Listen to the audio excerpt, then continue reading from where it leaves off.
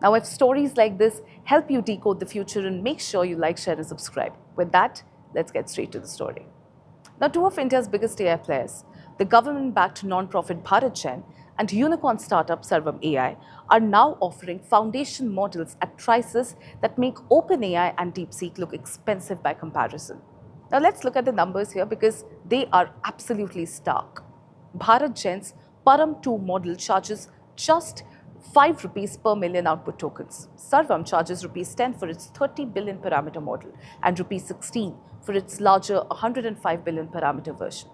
Now, let's compare that to the competition here.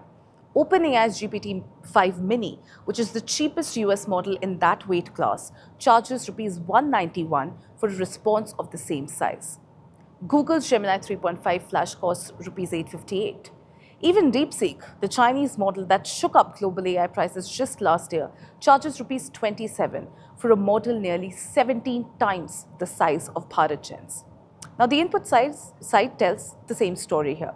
BharatGen charges rupees 1 per million input tokens. Sarvam charges between rupees 2.5 and rupees 4, while GPT-5 Mini charges nearly rupees 24 and Gemini 3.5 Flash charges rupees 43. So how is India really pulling this off? A big part of the answer is government money. India's IT ministry has been subsidizing GPU access for both BharatGen and Sarvam, and GPUs typically eat up more than half of what it costs a company to train and run AI models. Now, that subsidy is a deliberate policy choice. Affordable AI access is one of the central goals of India's $1.2 billion AI mission. But industry experts are flagging a real warning here. OpenAI, Google and DeepSeek build large, general-purpose systems meant to handle a huge range of tasks and languages. BharatGen and Sarvam's models are smaller, tuned specifically for Indian languages and still unproven at scale with real consumers and enterprises. And then, of course, there is the sustainability question. Once those GPU subsidies run out, does this pricing survive? Jibu Elias, who leads responsible computing work at the Mozilla Foundation, put it rather plainly. He stated that some of India's biggest cost advantage is structural, but genuine engineering efficiency is here to stay, with part of its policy support designed to jumpstart the ecosystem.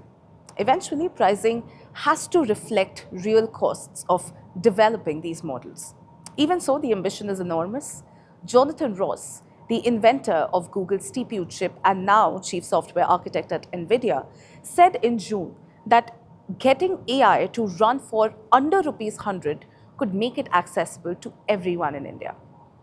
Ladies and gentlemen, here's the front page take on this. The pricing is real and it does put AI within reach of far more Indian users, students and of course small businesses than a rupees 858 per million token model ever could.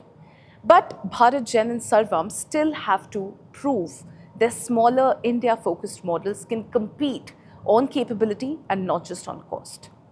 And it must happen before this becomes a lasting disruption rather than a subsidized discount. So here's the question.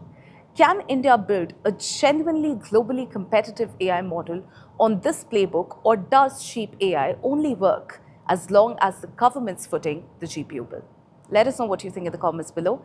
This, ladies and gentlemen, is Front Page by AIM Network. Like, share and subscribe, and always remember, think AI, think AIM.